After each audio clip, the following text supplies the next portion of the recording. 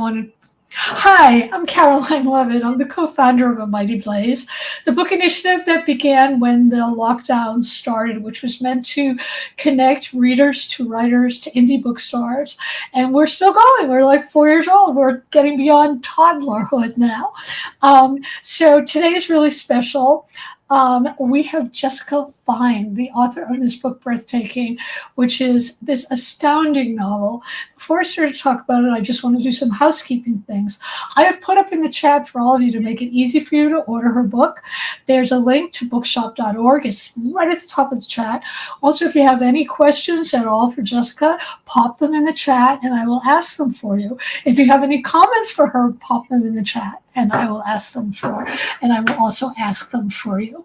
So let's talk a little bit about Jessica before I speak to her. Jessica Fein is an author, advocate, speaker, and podcast host. She's a seasoned media contributor, having published more than 100 columns and essays in the Boston Globe, Huffington Post, The Mighty, Psychology Today, Zibby Mag, Feller, and more. And I want to say I spent last week reading all of her essays on her website, and they're great. And you should all go to her website and read them. Jessica's a working mother and a relentless warrior in the memory of her dynamic daughter, whom she lost to a rare mitochondrial disease in 2022. She balances writing, podcasting, motherhood, and advocacy with her work as a senior marketing executive at a global multi-billion-dollar education company. She's the mother of three, whom she and her husband adopted from Guatemala. They live in Massachusetts with their quasi-service dog who trained himself, which I have to ask you about, Jessica. Breathtaking, her book, your book, is indeed breathtaking. I blurbed this book because it just knocked me out, and so did a lot of other people.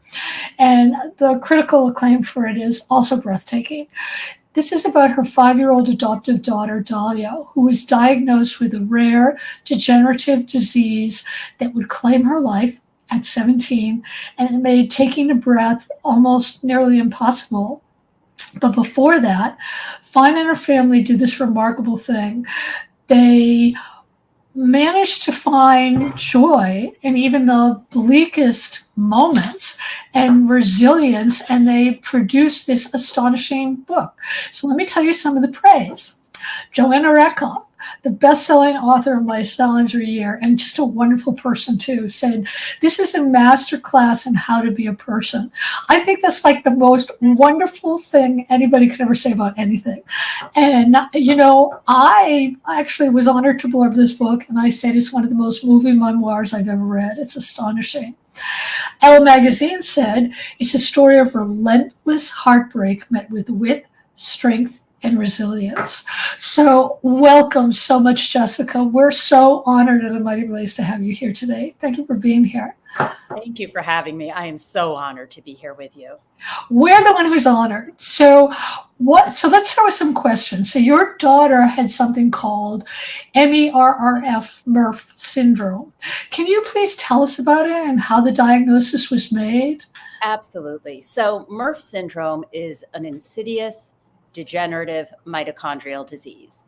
Dahlia was diagnosed at 5, and it was after a couple years of my feeling like something isn't quite right. We have an instinct, and we saw that Dahlia was wobbly as she was learning to walk, almost like she was a little tipsy, and her speaking was garbled. So I felt in my bones something was a little bit off, and yet I kept being told, give it time, she'll catch up. And this happens a lot, right? And then we start to think, maybe I'm overreacting. Right, right. So I called early intervention and they said, she's on the lower end of average 3 times, and I kept trying and trying. And finally, after a series of events, we got a diagnosis. People talk about a diagnostic odyssey. In the scheme of things, this was relatively short. She was 5 years old. And we went in, for that appointment, and they said, she's got this thing called MERRF syndrome. It's a degenerative mitochondrial disease. And I was like, what are mitochondria? Like, I knew nothing, and I just didn't understand what that meant, what kind of a decree it was, how this one, 20-minute appointment would change our lives forever. So that was the diagnosis. And my immediate reaction was, okay, well, then I'll fix it. Right? Like, Spoken like a mother. spoken like a mother. I thought, okay, I will cure. Personally, I, who don't know what mitochondria are, will cure mitochondrial disease. Like, I'll figure it out. I'll travel the world and find the study and find the, and that's actually one of the themes in the book, is how we move from, this is something that I'm going to fix. This, I will come up there. Lorenzo's Oil Part 2 will be Dahlia's picture. I'm going to do it. To, this can't be fixed. So what can we control? And that's something that I talk about a lot in the book. And it's amazing. I mean, we were talking in the green room, which really isn't a green room, before this, about there's this woman who does this incredible thing called the Mourning, as in AM mourning, not mourning as in grief project, which is about how people have resilience, because morning glories the flowers. They will fight through rocks to get at the light. So, many people would have just given up or fallen apart, but you didn't. What kept you going? Dahlia, my daughter, because if anybody had a reason to give up, if anybody had a reason to say, that's it, I'm going to curl up in the fetal position and stay here, and I'm petrified and I'm angry and I'm sad, it was her. Because, the insidious thing about a degenerative disease is slowly you lose all functionality. So that ultimately it was losing the ability to walk, to talk, to breathe without a ventilator. And she was frozen for the last 2 years of her life. She couldn't move at all. And that means she couldn't even blink, So here we have this incredible, incredible young woman who is so, is being met with the most punishing illness, and yet just wants to exude joy, just wants to exude love, wants to be a kid, wants to play and snuggle and do all the things kids do. And so who was I to say, see, I'm going to the fetal position, right? I was going to show up for that. Right. There's a remarkable photograph. I think it's on your website it's Halloween, and you decorated her wheelchair so it looked like a chariot, which was the most amazing thing. Dahlia has this big smile on her face. This was like finding courage in an ordinary moment. And you also had a lot of allies. Can you tell us about the incredible allies you found along the way? Yeah, definitely. Well, my number one ally for sure is my husband, Rob, who I'm like so fortunate, because we know that more than 60% of couples who have a child with special needs split up. And that's special needs. That's not even, Right. That's right. So that was very, very fortunate. And, by the time that we were at this stage of this diagnosis and this journey, we had already been through a lot, because the book starts off with our very unexpected and as I guess most fertility journeys are, but very unexpected and lengthy and circuitous, journey to becoming parents. So I would say Rob was my number one ally, and our other two children. I mean, we really came together, the five of us. And, it's so interesting, because the three kids being adopted, and, my husband and I meet at the beginning of the book in Ann Arbor, which I know you and I share in a Ann Arbor. But, the five of us were brought together. I truly, I believed that the five of us were meant to find each other, and we did. So that was the core group, the core team. But then we had other allies, because so many people came into our lives. Our home was no longer like a private refuge. Now we had all kinds of caregivers, nurses, and personal care attendants. And, so a lot of them were a little wackadoodle, because there was a lot of people. We had, I think, 13 people in the rotation each week.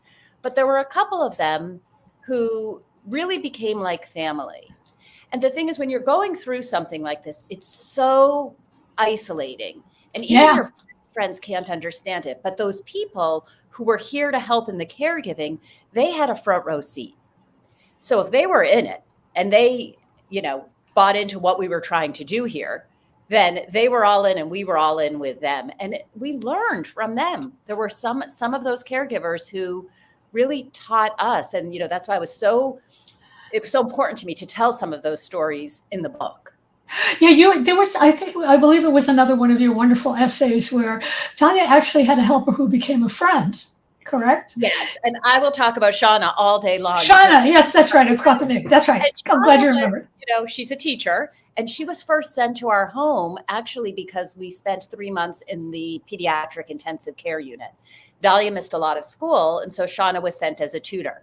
But it was kind of like we never let her leave once she came because we just fell in love with her. But the beautiful thing was that she fell in love with Dahlia.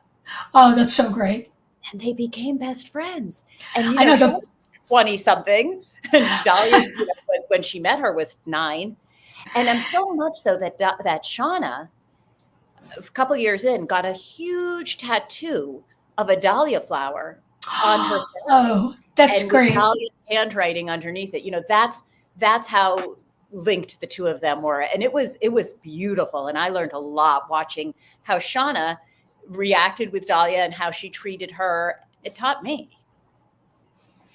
We actually have our first question. Thank you, Renee. Let me load it up.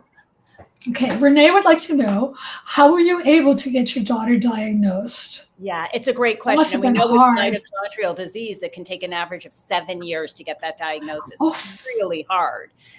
We were, I guess, in a sense, lucky because once I finally convinced the doctor to, like, let's do something, let's explore, after those first years of give it time, they decided to do a hearing test. Because it was an issue of balance and speech, they thought maybe her hearing is compromised. And lo and behold, we discovered that she had mild to moderate hearing loss. And just a little detour, I will say at that time, they said it's no big deal. It can be corrected with hearing aids. And I was so naive back then that I thought, hearing aids? Oh my goodness, my daughter's going to need hearing aids. Like, see that because I think, we didn't know, and that was such a big thing then. And it became like such a total little non-issue, like, it's a non-issue. Yeah. But in any event, so then we had this situation where we had hearing loss and we didn't know what caused it. Because Dahlia was adopted, we got genetic testing like that.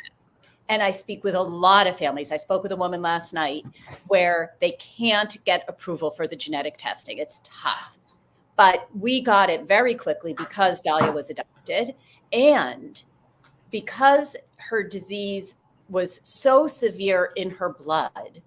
A simple blood test showed the diagnosis. Sometimes you could have your mitochondria in your blood can be fine, but your mitochondria elsewhere is compromised. Elsewhere's not fine. It's harder to diagnose.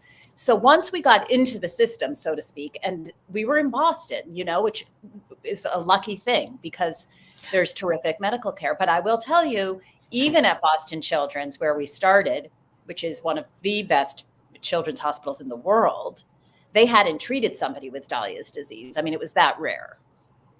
So just to edify things, the mitochondria, as I remember it from science class, they're the energy producers of the cell. Yes, they are the powerhouse of the cell. So right. If your mitochondria aren't working properly, then right. whatever then organ is implicated can't, right?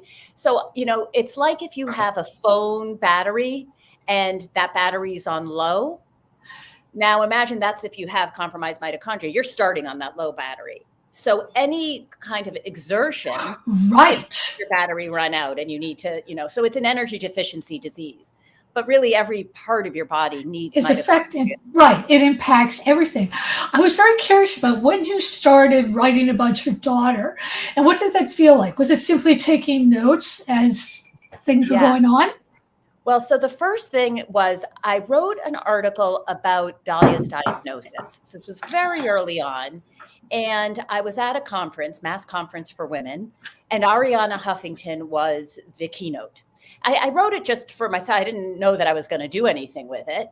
And Arianna Huffington there were like thousands of people at this conference, but she was so lovely and welcoming. And I think she might have even given us her email as preposterous. That's so great. But I went home and I had this essay and I sent it off to her. And she got back to me within 5 minutes. And the next thing I know, it's on the front page of what was then Huffington Post. And it had a tremendous response. And it was so gratifying for me to share what was going on and to get it out there. So I know so many people who are gratified by journaling for themselves. For me, it was being able to share this story and to have that two-way street. I'm going to share my story and I'm going to get that feedback. So that was the first piece I published about her. That's incredible. That's incredible. You've said that storytelling is the heart of everything that you do. Can you elaborate? Yes, absolutely. So, I feel like there's different levels of the storytelling. So there's my personal story. And I feel like that is a way for me to establish a little bit of control in this situation that was so wildly out of my control, because I get to control the narrative when I'm telling my story. That's right. So, and I wanted also, I knew as we were going through this that our story was at the same time unique and totally universal, right? Both of those things. That's right. True. Both of those things. That's right. My own story, right? And I, like I said, I find that immensely gratifying. But then I love to share other people's stories, and I do that through my podcast, which is called "I Don't Know How You Do It." That's my next question. I'll just say, we're going to go back to that. And then the other thing is I love to devour stories. I read voraciously, and I read mostly fiction. And I just love stories. Yeah, I think it's one of the core things of life. So tell us about your podcast. I don't know how you do it. Well, it's interesting because even before the diagnosis, when we had, my husband and I were two working parents and we had these three kids. And I should say that another one of our children has ADHD and some learning challenges, and that's incredibly stressful. And we were having these hints of things with our daughter. Every day somebody would say, "I don't know how you do it." Right. And that's such a weird thing to be on the receiving end of. Such a weird thing. Because it's like, what do you say to that? Like it like establishes a distance, and also there's no really adequate response. It's kind of a weird thing. Like, I don't know, you do what you have to do, So I got really interested in this whole idea of I don't know how you do it and why we say that. And more important, why do we look at other people's lives and think that? So It was a little tongue in cheek, but really my show is conversations with people who find themselves on the receiving end of I don't know how you do it for whatever reason. A lot of people who have challenging situations, but others who have just chosen really unconventional paths. Like, I'm going to give up my house and take my family and we're going to live on the sea for 20 years. So it's all different kinds of stories. But the common thread is people who find themselves on the receiving end of that statement. Tell us what ambiguous grief is. Oh, thank you for asking. This is such an important concept for me because I was in the midst of intense ambiguous grief and had no idea. So I used to say, I am not going to be grieving my daughter while I'm looking at her, while she's here. Like, we grieve when people die. And I had lost, over the course of this book, I lost my sisters and I lost my parents. So I'm no stranger to what I call Hallmark card grief, right? Conventional grief. And so along the way, I was invited to speak on a panel about ambiguous grief. And I love to spread the word about mitochondrial disease, Murph syndrome, and just Dahlia. So I'll say yes if I'm invited to do something. And I said yes. And then I had to Google what's ambiguous grief, because I had never heard of it before. No, I haven't. I had neither. So lo and behold, what I learned was, first of all, that I was suffering from intense ambiguous grief. But ambiguous grief is when we grieve for somebody who hasn't died, somebody who's still alive. And that can mean one of two things. Either they're not with us physically, like, for example, they're a prisoner of war, or they're with us physically, but not in the way they used to be cognitively, like, for example, Alzheimer's or drug addiction or something like that. So that's what we were going through. We were watching these changes with Dahlia, which were affecting her in terms of her body and also her brain. And we had a lot to grieve. She was very much with us and we celebrated her every single day. but there was a lot of loss. And Right. when I realized that, and I was like, oh, this is a thing. Like, I was able to name it. It took away Right. the power, right? Then I was like, okay, I get it, and it's legit, and I'm gonna like live here with this ambiguous grief. We'll be here together, and it really did help me. So that's why I was happy you asked the question, because I think maybe some other people might be going through it and not be aware. Oh, Like I, absolutely. Absolutely. Absolutely. Did you feel that Dahlia had ambiguous grief? How aware was she you of what know, was going on? I think for her, there were a couple things physically that were the hardest. When she was 9, I should say, was a real turning point for us. At that point, she had a tracheostomy, and for people who don't know, that's when you have Right. a breathing tube in your neck and you're breathing through that device rather than the conventional way. And in Dahlia's case, and often what that means is you no longer can speak or eat. For Dahlia, she had a feeding tube. She then took all her nutrition through the feeding tube. That was a huge loss for her, understandably, but more so than a lot of the other things. She called the feeding tube her button, and she would tell me multiple times a day how much she hated her button. And then I think there was sadness for her in terms of not being able to walk and run and jump and do the things she once was able to do. And of course there was, but it wasn't as all consuming as I think it would be from if it was happening to me. Or, I mean, she had this amazing way of internalizing what was happening. Yes, I don't think she was ignoring it, and saying that here's what I can do. Right. That's right. And that's what you focus on, what you can do, not what you can't do. Can you talk about Mito Action, the organization you founded, which is incredible and Okay, I didn't have extraordinary? Mito Action, so I have to be clear. I'm on the board of Mito Action. Okay. But Mito Action is a tremendous organization where we provide education, advocacy, research, and support for people who have mitochondrial diseases and their families. Under the auspices of Mito Action, we have Dahlia's Wish.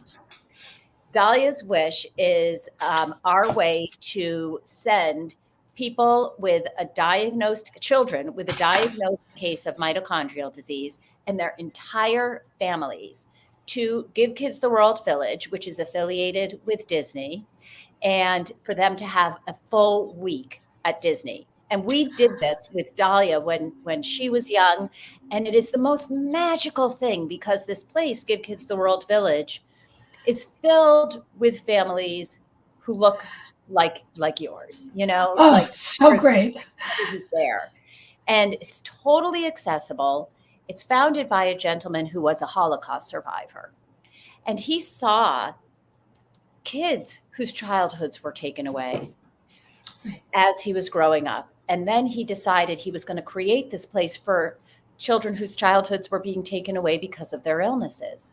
And one of the most incredible things about it is that the whole family goes. And for the siblings, they get to be in a place where nobody's treating them in a different way, where nobody's staring, where their sibling is just like everybody else's sibling. And it was really so nourishing for us to go. And so now to be able to play a part in helping other families do that is incredibly meaningful. That's incredible. That's absolutely extraordinary. Tell us what you believe should be in everyone's survival kit, because things happen all the time. Mm-hmm. How did you come to know what to stock in yours? Oh, I love that.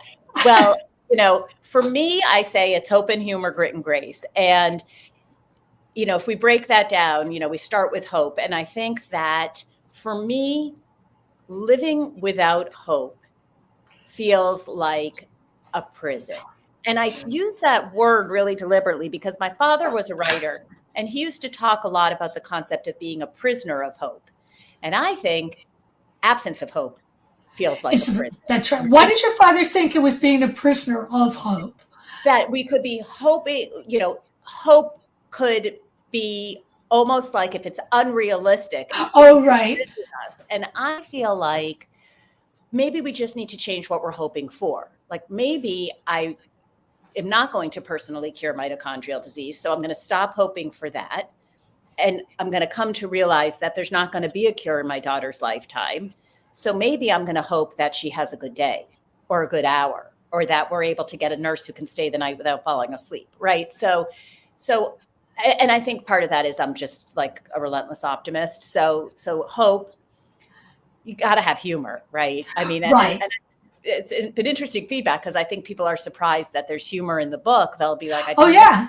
laugh, But I think also Dahlia loved to laugh, and all of us in the family loved to laugh. So, and then I think the grit and grace, I just love the term because I love the juxtaposition. And you have to be gritty, and you have to be advocating as a parent. You have to be out there.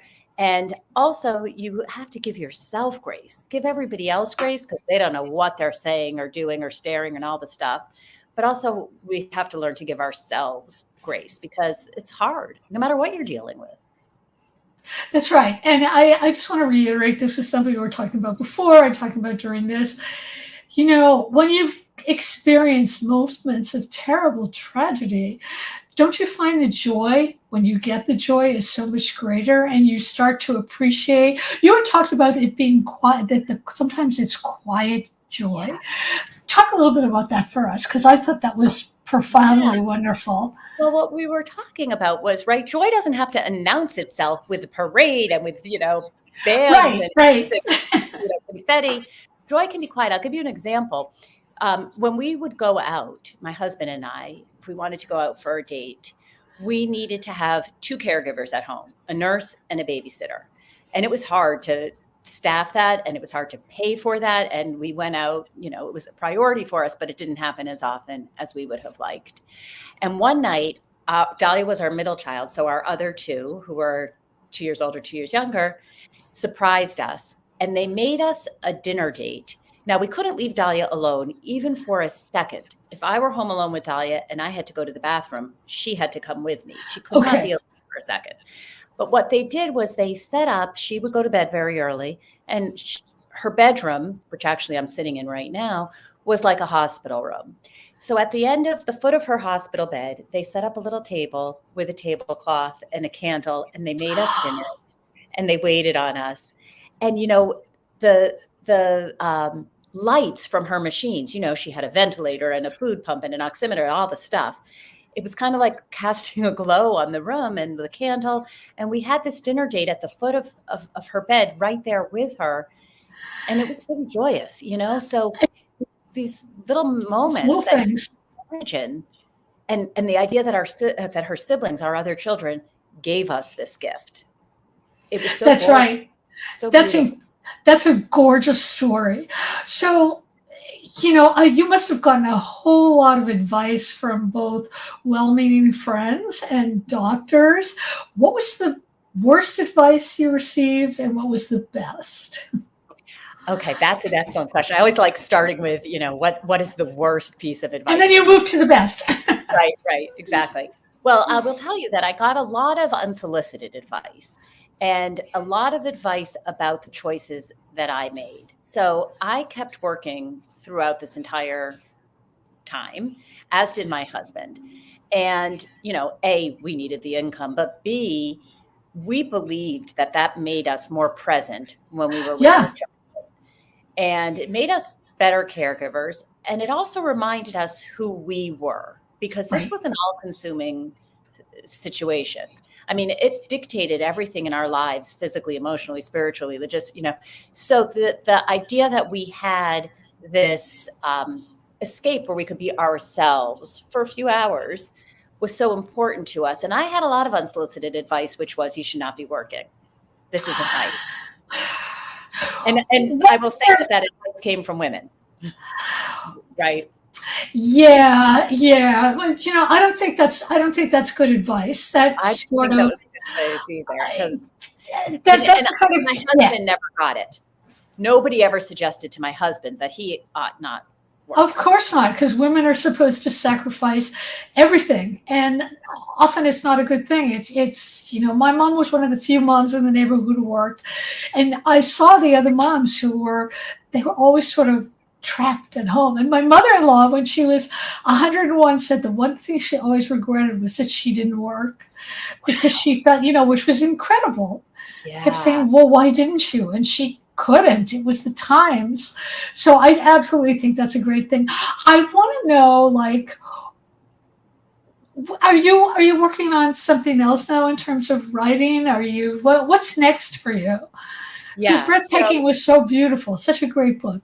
Thank you. And I'm really looking forward to my next book. Good. Yeah. So I'm very much in the kind of thinking about it phase right now. And so we'll see. But I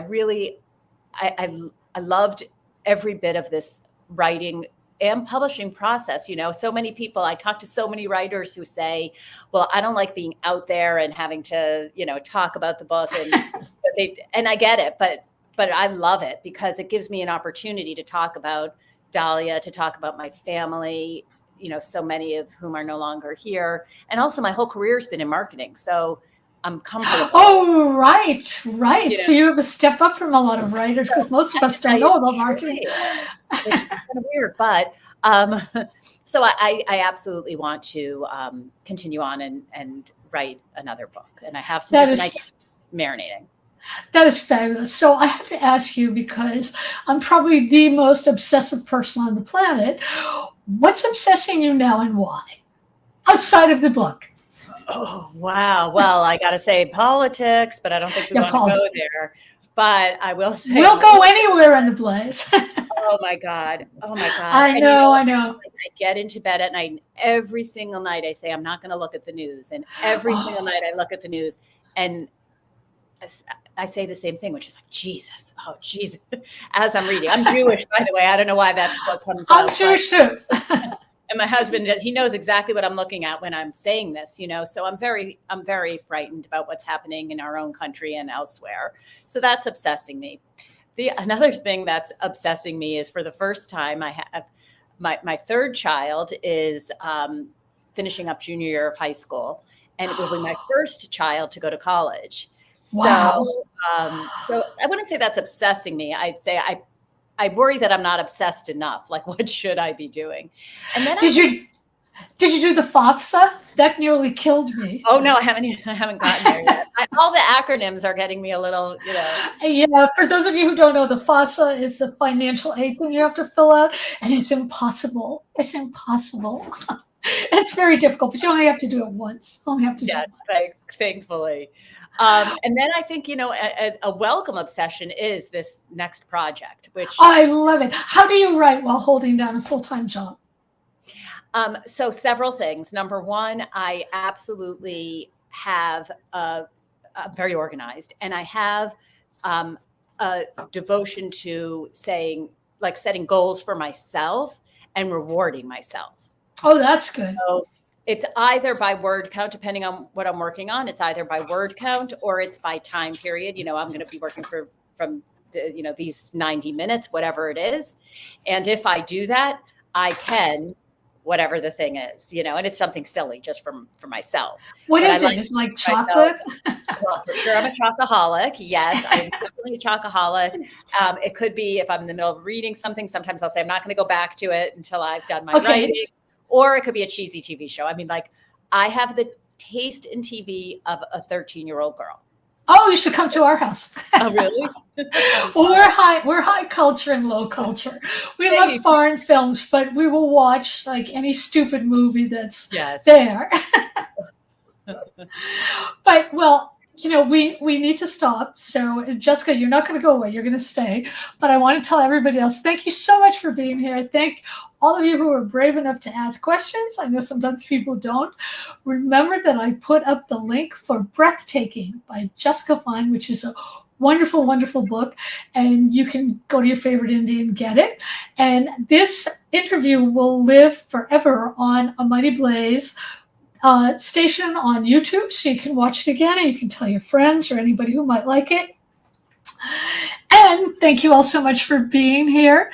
And I'll see you all next time. And Jessica, thank you so much for being so open and engaging and amazing and just such a role model of it's what Joanna Rakoff said, how to be a human. How to be a human. So thank you. So goodbye to everybody. And Jessica, you just hang on. You don't go away. See you all next time.